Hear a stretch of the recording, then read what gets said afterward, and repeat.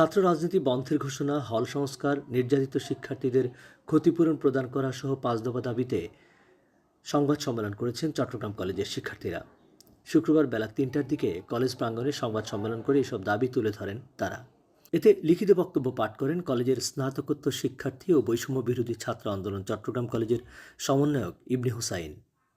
তিনি বলেন, শহীদদের রক্তে ভেজা এই বাংলাদেশে শিক্ষার্থীদের অধিকার সুনিশ্চিত হবে। রাজনীতিমুক্ত পরিবেশ বজায় রাখার জন্য প্রশাসনের কঠোর পদক্ষেপ গ্রহণের দাবি জানাচ্ছি।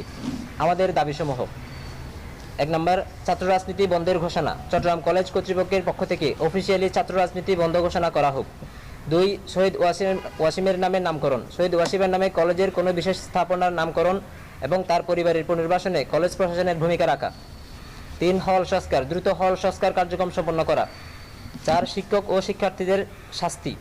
যারা পতিত স্বৈরাচারের অপকর্মের সাথে জড়িত এবং জুলাই বিপ্লবের নির্যাতনকারী হিসেবে প্রত্যক্ষ বা পরোক্ষভাবে জড়িত তাদের স্থায়ীভাবে বহিষ্কার করা এবং শিক্ষকদের বিরুদ্ধে শাস্তিমূলক ব্যবস্থা গ্রহণ। ৫, ভুক্তভোগীদের ক্ষতিপূরণ। নির্যাতিত শিক্ষার্থীদের উপযুক্ত ক্ষতিপূরণ প্রদান করা।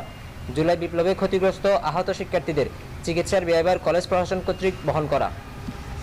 আমরা এই দাবিসমূহ কলেজ প্রশাসনের কাছে এই পর্যন্ত বারবার উত্থাপনের পরেও তা বাস্তবায়িত না হওয়ায় আমরা কঠোর অবস্থানে যেতে বাধ্য হয়েছি। আমরা চট্টগ্রাম কলেজের সাধারণ শিক্ষার্থীরা কলেজ কর্তৃপক্ষ সহ সকলের কাছে একটি জরুরি আহ্বান জানাচ্ছি। আমাদের ক্যাম্পাসের নিরাপত্তা এবং শিক্ষার পরিবেশ রক্ষায় আপনাদের সমর্থন প্রয়োজন। কলেজ কর্তৃপক্ষের প্রতি আমার জোর দাবি, আমাদের নিরাপত্তা নিশ্চিত করতে এবং ছাত্র রাজনীতি বন্ধের জন্য কঠোর পদক্ষেপ গ্রহণের অনুরোধ জানাচ্ছি। আমাদের ভবিষ্যৎ এবং শিক্ষার পরিবেশ রক্ষায় আমাদের দাবিসমূহ মেনে নিন।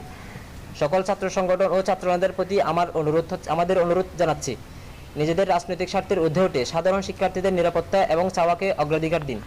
আমরা জানি শহীদ ওয়াসিম শুধু কোনো একটি দলের সম্পদ নয়, তার ত্যাগ সমগ্র জাতির।